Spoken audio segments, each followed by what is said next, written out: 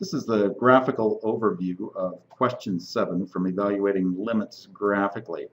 Essentially, this is a piecewise defined function, and we need to make it continuous everywhere. I have sliders here to be a and b, and I have to change these sliders around so that these functions all line up at the appropriate points. Now, the important thing to see here is that this straight line needs to meet up with the parabola when x is equal to -2, and this parabola needs to join up with this line x equals 4.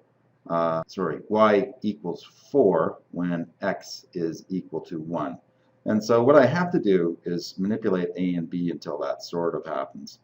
Okay, now we are going to actually look at doing this algebraically, because look what a nightmare this thing is when you're messing around with a and b. Everything changes, and there I've got these linked up, but now when I change a, everything changes. So we are going to have to do this algebraic.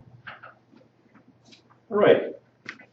This is question 7 of the exercise from evaluating limits graphically.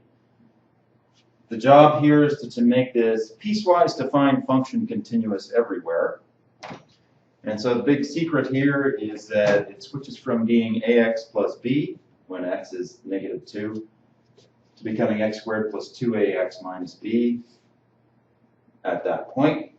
And so when x is equal to -2, these two functions have to be equal. So we can find this by just substituting that point in. And this function at that location has to be equal to this function at that same location, which is when x is equal to -2.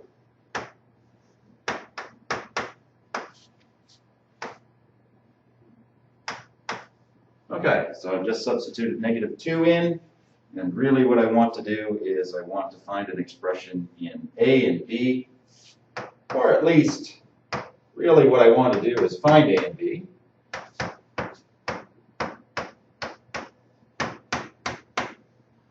Okay, now I'm going to collect my like terms.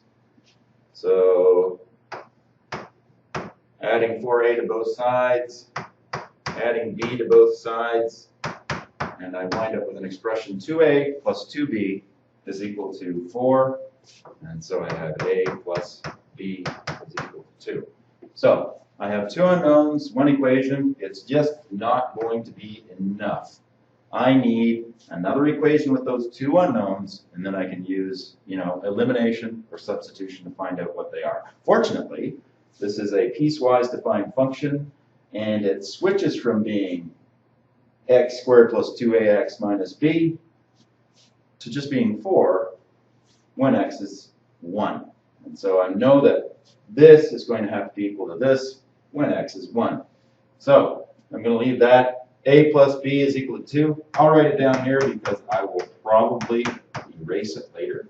So when x is equal to 1, x squared plus 2ax minus b has to be equal to 4. So in other words, 1 squared, which is one of the easiest things to square, plus 2a times 1 minus b has to be equal to 4.